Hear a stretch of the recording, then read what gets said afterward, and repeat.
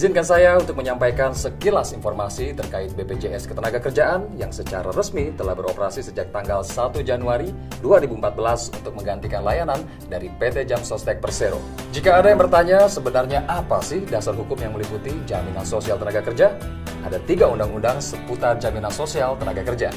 1. Undang-Undang Dasar tahun 1945 pasal 28H bahwa setiap pekerja berhak atas jaminan sosial yang memungkinkan pengembangan dirinya secara utuh sebagai manusia yang bermartabat. 2. Undang-Undang Nomor 40 Tahun 2004 tentang Sistem Jaminan Sosial Nasional.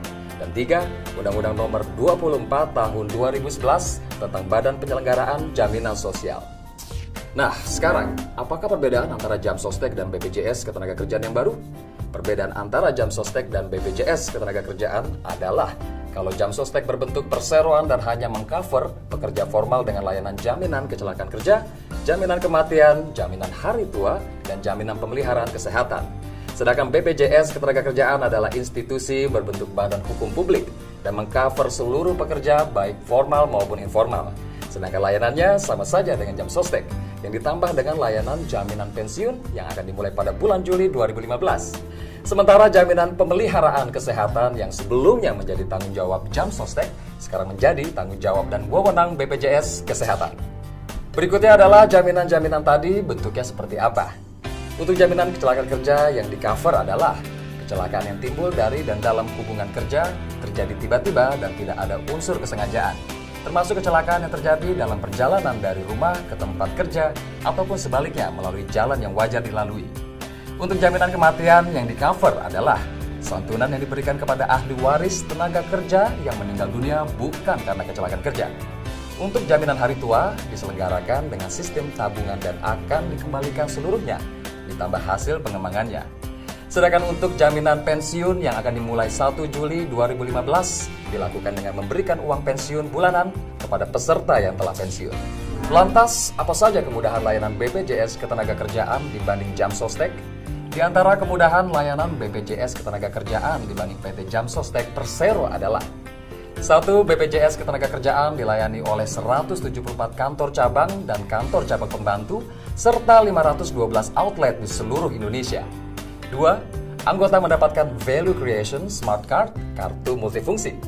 3. Menggunakan Sistem Informasi Pengelolaan Peserta atau SIPP. 4. Transaksi memanfaatkan akses layanan perbankan baik menggunakan virtual account maupun layanan e-channel melalui fitur e-registration, e-payment, dan e-claim.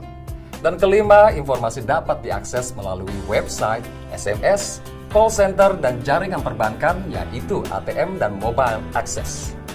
Kemudian, siapa saja yang berhak menjadi anggota BPJS Ketenagakerjaan dan bagaimana cara melakukan pendaftarannya? Yang berhak untuk menjadi anggota BPJS Ketenagakerjaan adalah setiap orang termasuk orang asing yang bekerja di Indonesia paling sedikit 6 bulan dan telah membayar iuran. Sedangkan cara pendaftaran untuk semua peserta PT Jam Sostek Persero otomatis menjadi peserta BPJS Ketenagakerjaan dalam program Jaminan Kecelakaan Kerja, Jaminan Hari Tua, dan Jaminan Kematian.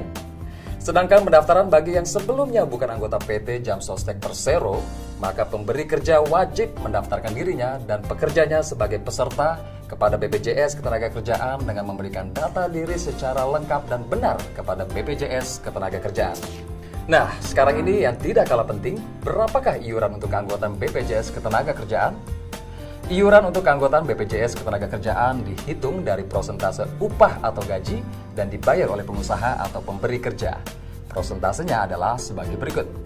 Untuk iuran program jaminan kecelakaan kerja untuk sektor perdagangan dan jasa adalah 0,24% dari upah atau gaji.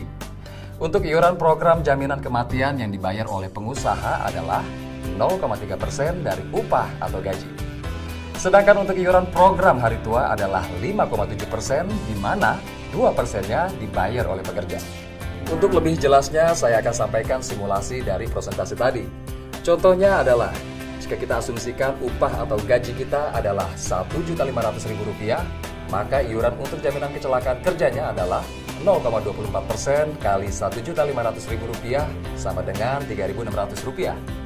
Dan iuran untuk jaminan kematian adalah 0,3% dikali Rp1.500.000 sama dengan Rp4.500. Sedangkan iuran untuk jaminan hari tua adalah 5,7% dikali Rp1.500.000 sama dengan Rp85.500.